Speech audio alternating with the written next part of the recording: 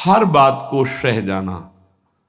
तास्तितिक्षस्व भारत, जितना सहनशील होगा उतना बड़ा वो भक्त बनेगा। जब कोई इस मार्ग में चलता है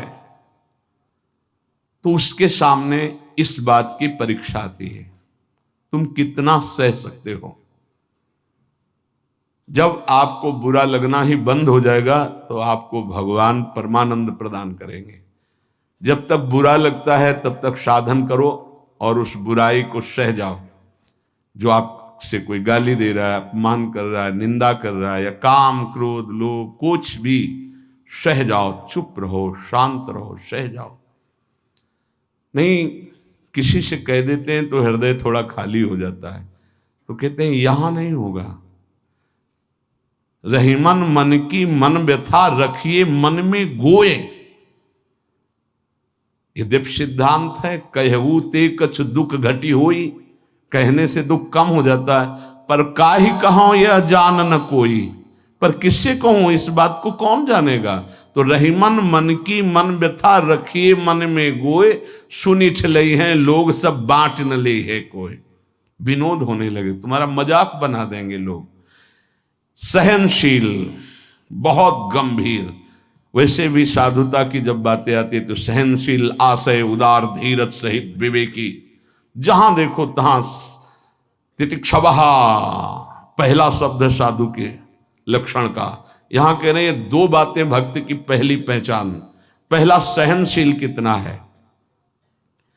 लोग उसे बुरा कहेंगे, उसकी हंसी उड़ाएंगे, उस पे कटाक्ष मारेंगे, उसका अपमान करेंगे, उसको छोड़ देने की धमकी देंगे, उसको लड़ने के लिए उत्साहित करेंगे। उसकी पराजय भी हो सकती है, पर वो शांत गंभीर, अपनी अंदर की वृत्ति को कभी विचलित ना होने दे, सह जाए। बहुत ध्यान देने की बात है।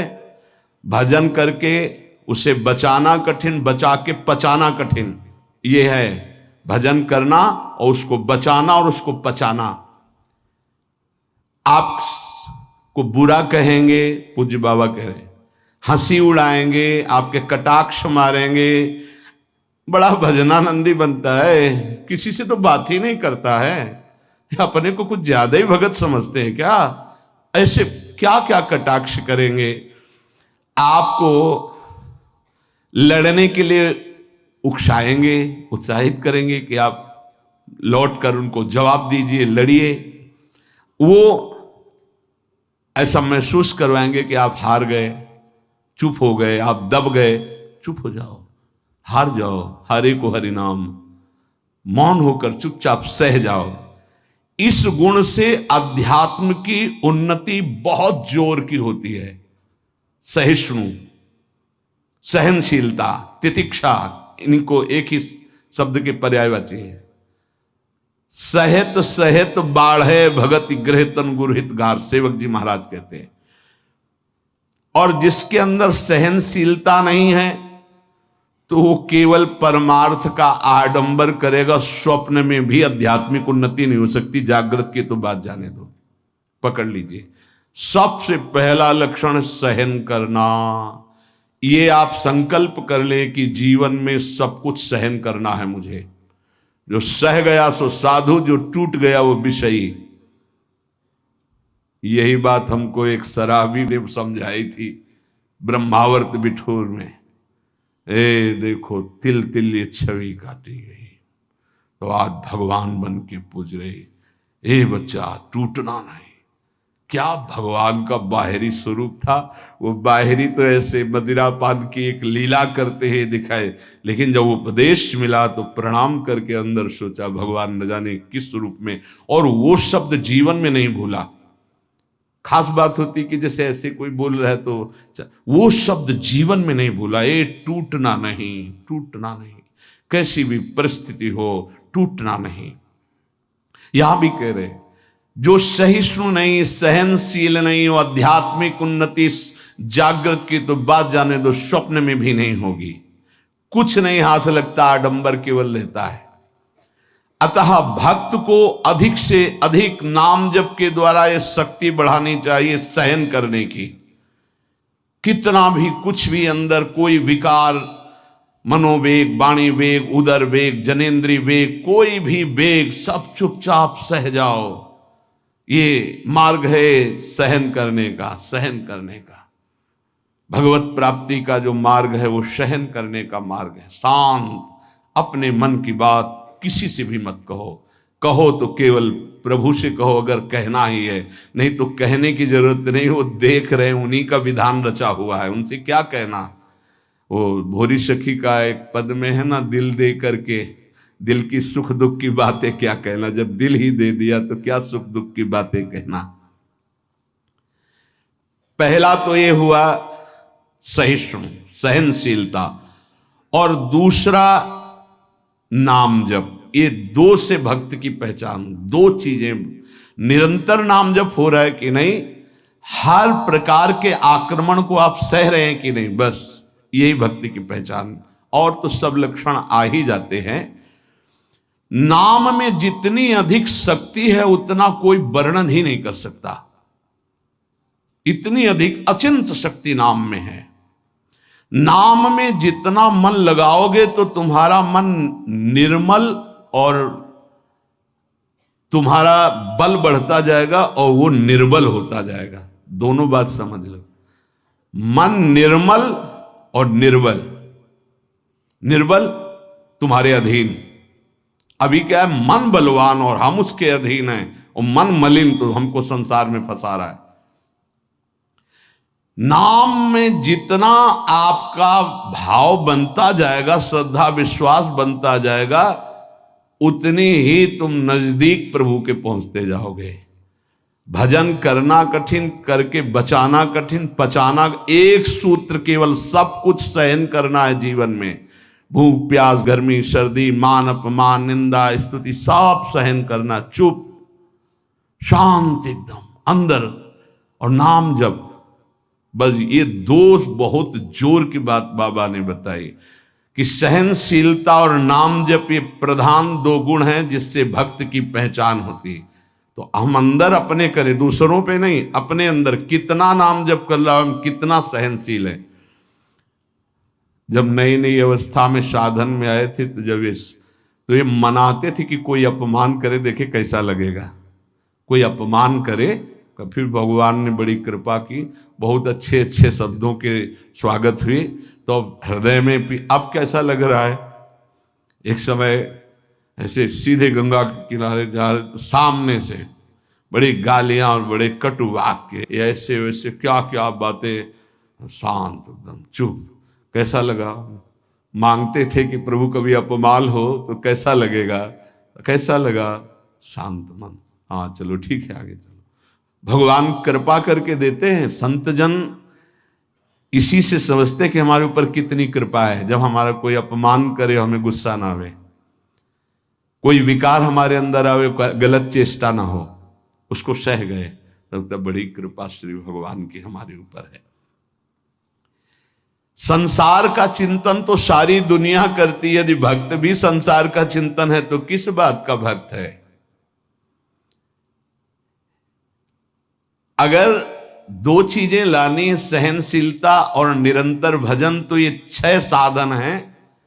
ये 2 महान सद्गुण प्राप्ति के, भक्त के 2 महान सद्गुण, सहनशीलता और निरंतर नाम जप।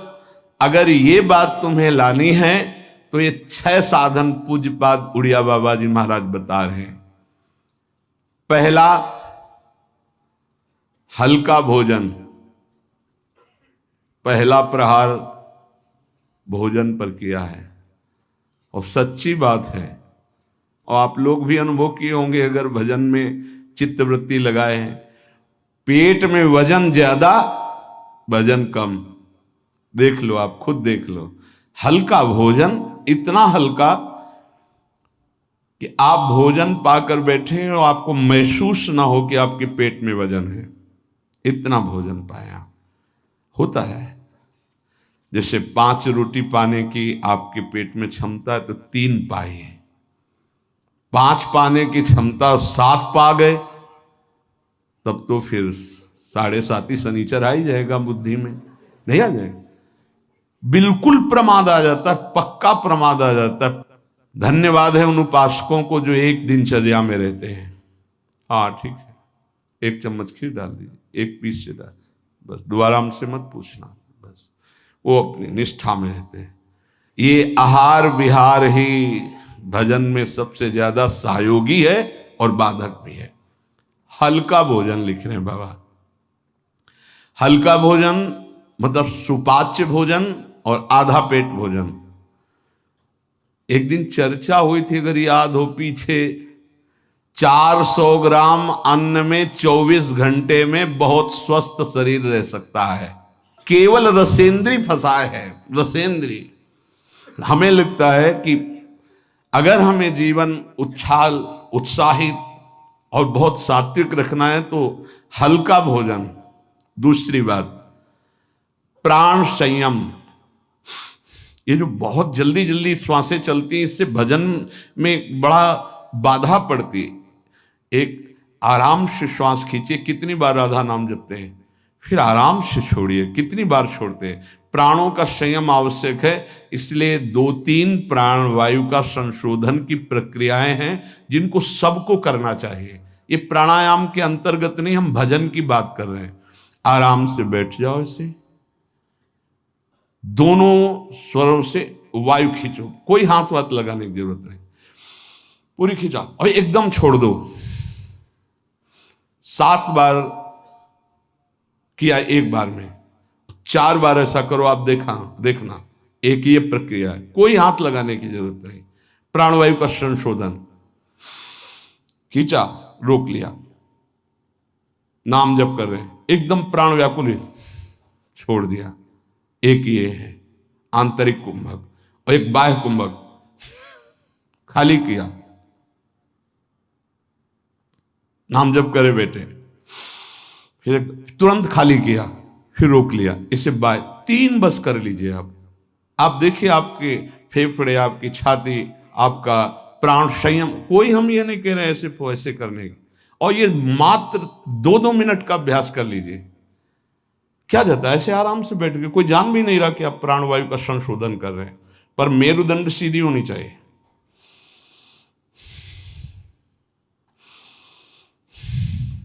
जितना अधिक खींच पाओ, अधिक छोड़ पाओ, 6 बार, 7 बार, 8 बार, बस, इससे ज्यादा नहीं।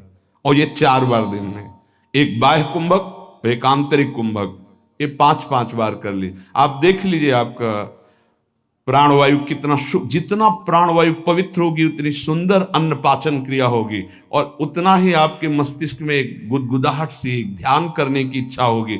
मंत्र जपोगे तो एक प्यारा लगेगा। अब जब प्राणवायु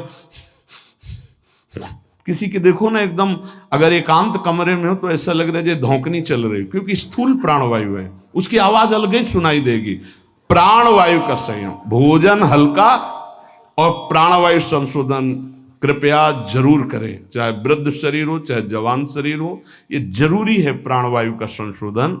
अपने तो किडनी खराब हो गई, तब से बंद हो गए, नहीं तो 45 मिनट केवल प्राणवायु संशोधन होता, तो 45 मिनट व्यायाम, और उस समय केवल भगवदा का नाम चलता था। 1 सेकंड के लिए ऐसा नहीं कि प्राणवायु संशोधन करे, नाम छूट जाए, या व्यायाम करने नाम छूट जाए। तीसरा, कम बोलना, क्योंकि नाम चलाना है और सहनशील होना है। देखो, जब हम अपनी कमजोरी किसी से कहते हैं तो कमजोरी हम पर बढ़ती है और दूसरा हमारा उपहास करता है। इसलिए अपनी कमजोरी तो बोलनी नहीं, और कोई बात भी करने की जरूरत नहीं है। थोड़ा बारा व्यवहार में आवश्यक हो तो उत्तर दे दीजिए, कम बोलना सीखें। उपासक जब अपनी रहने पे रहता है तो हमें लगता है कि धन्यवाद का पात्र है, जो अपने को जलाकर प्रभु के चरणारविंद तक पहुंच रहा है। बहुत कठिन विषय है, प्रणाम है उसको जो अपने को जलाकर आगे बढ़ रहा है। कम बोलना, तीसरा। चौथा, किसी से कोई भी इच्छा न रखना, न व्यक्त करना। ये 2 महान सद्गुण आ जाएंगे, सहनशीलता और निरंतर भजन। किसी से कोई इच्छा, आप आज क्या पाएंगे? नहीं, आप क्या पाएंगे? जो श्री जी की इच्छा नहीं। वैसे आपको पसंद क्या है? राधा राधा राधा। नहीं भोजन में क्या पसंद, यही आहार है हमारा। कभी भी कोई शब्द ना निकलने पाए तो आज फिर मुंगौड़ा बन जाए, ऐसा नहीं। कोई देखो, अगर आपको वास्तविक मार्ग को प्राप्त करना है तो सिद्धांत है, कोई भी इच्छा है भी तो प्रकट नहीं करना हो। आप देख लेना, अगर श्री जी को मूंग के मुंगोड़ा ही पवाने हैं ना प्रसाद में, तो आपको मिल जाएंगे कहीं ना कहीं से। मांगने की जरूरत नहीं, कहने की जरूरत नहीं, इच्छा व्यक्त करने की जरूरत नहीं। पांचवा,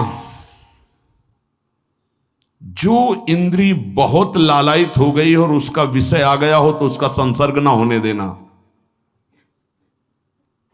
देखो, जैसे वो दो सद्गुण कठिन है तो उनको लाने वाले साधन भी बहुत कठिन है। किसी भी इंद्री की बहुत इच्छा हुई और वैसे ही संयोग आ गया, कोई भी इच्छा, हर इंद्री में अपनी इच्छा रहती है, प्रबल इच्छा हुई और प्रारब्धवशात माया ने वही संयोग बना दिया, लो खाओ। और आपको पता है कि ये मेरे हृदय में बिल्कुल चल रहा था, कैसे मिले और वो मिल गया, तो खुश नहीं होना। बोले संसर्ग नहीं होने देना, पाने नहीं हटा देना है। इतनी हिम्मत है। पहला लक्षण सहिष्णु, वो दूसरा निरंतर भजन। जो तुम्हारी, ये सब बातों में नहीं कह रहे, जिसकी प्रबल इच्छा थी हमारे अंदर और वही आ गया संयोग से, यही बात गुरुदेव ने बताई थी। बोले जो प्रिय वस्तु हो उसका संयोग इंद्रियों के संसर्ग में ना होने पाए और उसको भोग लगा बांट दो। तो बाबा कह रहे किसी भी प्रिय बात, प्रिय वस्तु, वो इंद्रिय भोग जब उपस्थित हो तो उसका संसर्ग ना होने देना। इससे दो सामर्थ्य जागृत होंगी, निरंतर नाम जप और सहिष्णु, सहनशील। और वाणी पाठ और अपना जो संत समागम है, इसके सिवा अकेले रहने का स्वभाव बनाना। इसमें भी जो अपने प्रियजन, परिवार के जन, उनको लगने लगता है अकेले बैठे क्यों रहता है। अरे वो अपने साधन में बैठा है, उसके लिए डिस्टर्ब थोड़ी होना कि अकेले क्यों बैठे। धन्य भाग है, जैसे अपने लोगों को सूचना मिलती कि वो एकांत ही चुपचाप बैठा रहता, तो अपने को पता है, अपना हृदय शीतल होता है कि सही मार्ग है, सही मार्ग है। एकांत देश में रहने का स्वभाव होना, प्राणों का संयम होना, भोजन बहुत हल्का सात्विक होना, कम बोलना, किसी भी तरह से अपनी इच्छा को किसी के सामने प्रकट ना करना। अगर हमारे अंदर इच्छा, छठवां, अगर हमारे अंदर इच्छा आ ही गई है और उसके अनुसार प्रारब्धवशात संयोग बन जाता है उस भोग का, तो इंद्रियों का संसर्ग ना होने देना। इन 6 साधनों से ये 2 बात महान भक्त के अंदर आ जाएंगी कि वो सहनशील हो जाएगा और उसका निरंतर नाम जप चलने लगेगा। भक्त वही है जो प्रभु के नाम को परम धन, परम जीवन मानता है और हर समय ऐसे नाम जप में लगा रहता है जैसे संसारी पुरुष धन कमाने में। जो जितना भगवान नाम का संग्रह कर लेगा वो उतना ही उच्च भावना वाला बन जाएगा। भक्ति से क्या मिलता है जानते हो? भाव की ऊंचाई। बाजार में वस्तु का अगर भाव ना हो तो सड़ती रहती है, ऐसे ही भक्ति से भाव प्रकट होता है। भावहीन पुरुष सड़ता रहता है, नरकों में दुर्गति होती रहती है। अगर मनुष्य शरीर में भी है, वो विविध प्रकार की दुर्वासनाओं से सड़ता रहता है, जलता रहता है। और भक्त भावोत्सवेन भजताम रस काम धेनु, भाव में डूबा आनंद मगन रहता है। ये भाव कहां से आता है? जितना नाम रूपी धन एकत्रित करोगे उतना ही महंगा भाव आपके अंदर आ जाएगा। बोले ये तो प्रिया प्रीतम की लीला में डूबे रहते हैं, भाव कहां पहुंचा दिया? अभी कहां है? काम भाव, क्रोध भाव, लोभ भाव। अभी तुम्हारा भाव गिर गया, भाव उठाओ। तो बोले कहां है? बोले प्रिया प्रीतम के भाव में। बोले ये कहां है? बोले काम भाव में, क्रोध भाव में, लोभ भाव में। भाव ही सब कुछ है। भगवान को पुकार करके साक्षात सामने प्रकट करने की सामर्थ्य भाव में ही है। भाव पूरित टेर ही करती मुझे लाचार है, भाव बिन सुनी पुकारे मैं कभी सुनता नहीं। बात ध्यान करो, भाव सारा। और ये भाव कहां से आता है? पूज्य उड़िया बाबा कह रहे, जो भक्त जितना अधिक नाम जप कर लेता है उतना ही बढ़िया भाव उसका बन जाता है। जो नाम कीर्तन पर विश्वास करता है कि नाम कीर्तन कर रहा हूं तो मेरे प्रभु यहीं बैठे सुन रहे हैं, भक्त का सदैव ऐसा भाव रहता है। मैं पद गायन कर रहा हूं, मेरी प्रिया लाल मुस्कुरा रहे हैं, वो सुन रहे हैं। बाणी श्री ध्रुवदास जी की सुन जोरी मुस्कात। अगर तुम्हें भाव नहीं आ रहा तो आचार्यों ने लिखा है कि जब 42 लीला गाई जाती है तो जोरी प्रिया प्रीतम परस्पर देखकर मुस्कुराते हैं और गायन और श्रवण करने वाले उपासकों पर कृपा करते हैं। जो सांसारिक पुस्तकों को, समाचार पत्र को और विलासिता भरी काम भरी बातों जिसमें लिखी हुई ऐसी पुस्तिकाओं को जो पढ़ते हैं वो कभी भक्त नहीं बन सकते। बाबा के समय मोबाइल नहीं चला था 60-70 वर्ष पहले, ये तो 35 वर्ष बहुत हुए होंगे, नहीं मोबाइल को भी लिख देते, क्योंकि उस समय पत्रिका ही गंदी बातों की लिखा पढ़ी वाली बातें पढ़ी। अब तो मोबाइल वाली बातें हैं। वो भक्त नहीं हो सकता जो गंदी बातें देखता है। नहीं, आपको तो अपनी वृत्ति पवित्र करनी, बचानी है। बहुत सावधानी की जरूरत है। एक छोटा सा बच्चा 13 वर्ष का, एकांतिक में, बहुत सुलझा व्यक्तित्व, अवस्था 13 वर्ष की, व्यक्तित्व बहुत सुलझा। जब वो अपने संयम की बात तो हम कहा भाई मोबाइल तो नहीं रखते, उनका लैपटॉप रखते हैं। तो हम कहा उसमें भी वही गलती होती है क्या? क्योंकि कभी हमने तो बोले हाँ सर्च करके वैसे किया जा सकता है। तो उनका फिर तो गलती होने की संभावना है। बोले हो चुकी गलती, अब संभाल लो। छोटे छोटे बच्चों में गलती कराने की सामर्थ्य इस मोबाइल लैपटॉप में है। विश्वास कीजिए बहुत बढ़िया समय है, निकल चलो। ये माया फंसाने के लिए सब सूत्र फेंकेगी, आपको फंसना नहीं है। कोई सुख नहीं, केवल जलन, केवल अशांति, केवल समय नष्ट होना। भक्त वही है जिसको भगवान से भी अधिक संत महात्मा प्यारे लगे।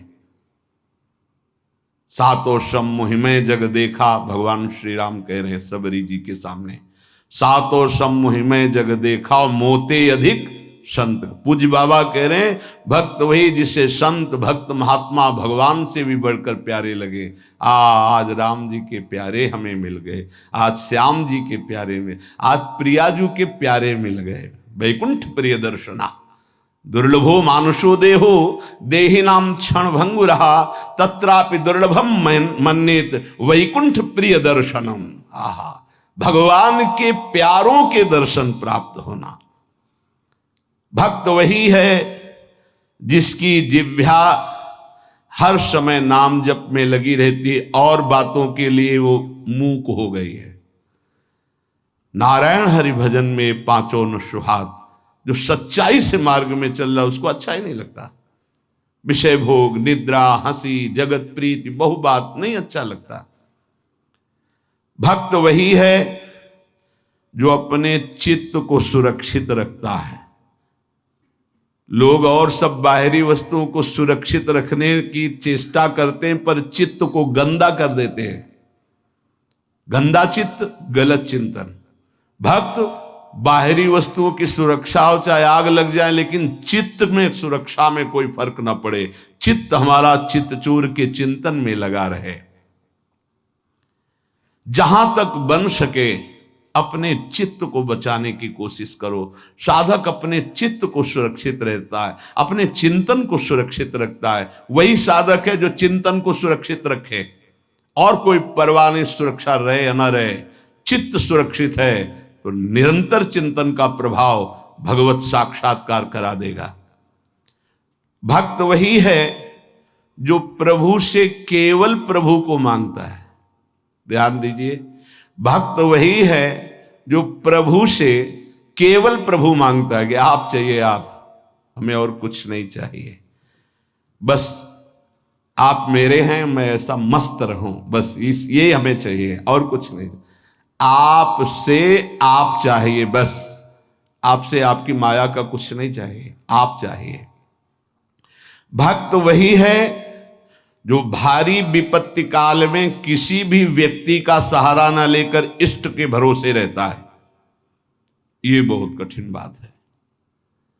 जब आपके अंदर कोई समस्या जागृत होती, विपत्ति जागृत होती, तो आपका मन कहां जाता है? प्रियाजू पे, या किसी व्यक्ति, किसी सलाहकार मित्र, यार हम बहुत समस्या में हैं, बहुत हमारा मन अशांत है।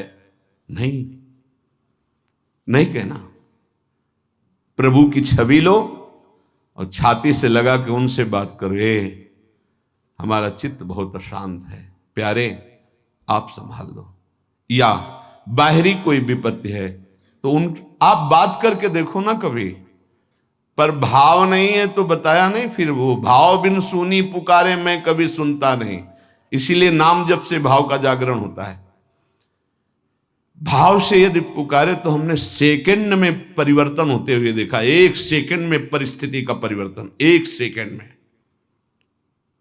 भारी से भारी समस्या का समाधान, जो ही प्रभु से प्रार्थना, उसका तत्काल परिणाम देखा है। एक मात्र भगवत चिंतन ही समस्त विपत्तियों के नाश का उपाय है। हरि स्मृति सर्व विपदि मोक्षणम। इसलिए कभी किसी से सहायता मत मांगो। अगर किसी और की सहायता मांगी तो द्रौपदी की तरह परेशान होना पड़ेगा। आखिरी में द्रौपदी जी ने ठीक जगह सहायता मांगी। हा गोविंद द्वारिका वासिन, तो यहां से वस्त्र हटा नहीं पाया 10,000 हाथियों का बल रखने वाला दुशासन। हम लोग बड़े कमजोर भक्त हैं। थोड़ी सी भी बात हो तो हम किसी का, अन्य का सहारा ले लेते हैं। माता पिता भाई बंधु रिश्ते नाते ठीक है ये, लेकिन सहारा सिर्फ इष्ट देव का। जरा इस शब्द पर देखिए, मेरी महारानी श्री राधा रानी, जाके बल में सबसों तोरी, लोक वेद कुल कानी। किया आपने, तोड़ा आपने। सबसों तोरी लोक वेद कुल कानी, तब असलियत में मेरी महारानी श्री राधा रानी। बाबा कह रहे हैं भक्त वही है जो भारी विपत्ति काल में किसी भी व्यक्ति की सहायता के लिए न देखे, केवल प्रभु की तरफ। अब वो क्या रूप रख करके आते हैं वो देखेंगे, लेकिन किसी अन्य आश्रय में ना आ जाए, नहीं तो हमारी भक्ति बाधित हो जाएगी। प्रहलाद जी ने किसी को पुकारा क्या? किसी भक्त के जीवन में देखो, किसी के पास गए क्या हाथ जोड़ के कि जमींदार या बादशाह या किसी, कि आप हमारा सहयोग कर दो? नहीं, प्रभु देखेंगे। और वो ऐसे अंतिम समय तक कोई सहयोग नहीं कि अब अगला कदम जाएगा ये गिरेगा, और उसी कदम पे प्रभु ऐसे बस आखिरी दम तक वो देखते कि शायद कोई अंदर से पुकार पड़े किसी और को। जब देखा कि बस वो पकड़, आप निहाल हो गया, विपत्ति नहीं अब संपत्ति घेरेगी, अब कोई तुझे परेशानी नहीं, मेरी कृपा संपत्ति तेरे को सदैव दुलार करती रहेगी। पूज्य बाबा कह रहे हैं भगवान का सच्चा भक्त वही है जो भगवान से अधिक किसी को नहीं मानता। जड़ चेतन मनुष्य पशु पक्षी लोक लोकांतर मानता है तो सबको भगवत में मानता है, भगवान से बढ़कर किसी को नहीं मानता। फिर तुम किसी को अपना या पराया कैसे कह सकते हो? जब तुम श्री भगवान के हो तो तुम्हारा अपना कौन है? जब तुम श्री भगवान के हो, सम्य भगवान है, तो पराया कौन है? ये सूक्ष्मता समझिए। तुम भगवान के भक्त होकर किसी और को अपना कहते हो या किसी को पराया कहते हो, तो अभी सही भक्ति नहीं आई। ना कोई अपना और ना कोई पराया। कबीरा खड़ा बाजार में सबसे पूछे खैर, ना काहू सो दोस्ती और ना काहू सो बैर। ना कोई अपना और ना कोई पराया। यदि तुम किसी को बुरा कहते हो और किसी को भला कहते हो तो तुम्हारे अंदर भक्ति कहां है? राग द्वेष युक्त हृदय भक्ति वाला हृदय थोड़ी होता है। इसलिए इसको मिटाओ और मिटाकर समान भाव लाओ, ना कोई अपना ना कोई पराया। प्राणी मात्र में भक्त का राग द्वेष नहीं होता। भक्त भगवान के साक्षात विग्रह में दर्शन करता है। यदि धातु या पाषाण की भावना है तो अभी वो भक्त नहीं हुआ है, साक्षात मेरे प्रभु हैं। सर्वव्यापी ईश्वर तो ज्ञानी जन भी कहते हैं। भक्त की महानता है और सर्वव्याप्ता का भाव तो गौड़ रहे, मुख्य भाव रहे साक्षात विराजमान प्रभु है। भक्त का भाव समिट जाता है, सर्वव्यापी भाव होने के बाद वो समिट जाता है। ये दो गुण प्रधान रहते हैं और बहुत से गुण रहते हैं भक्त में, पर दो ये गुण प्रधान रहते हैं।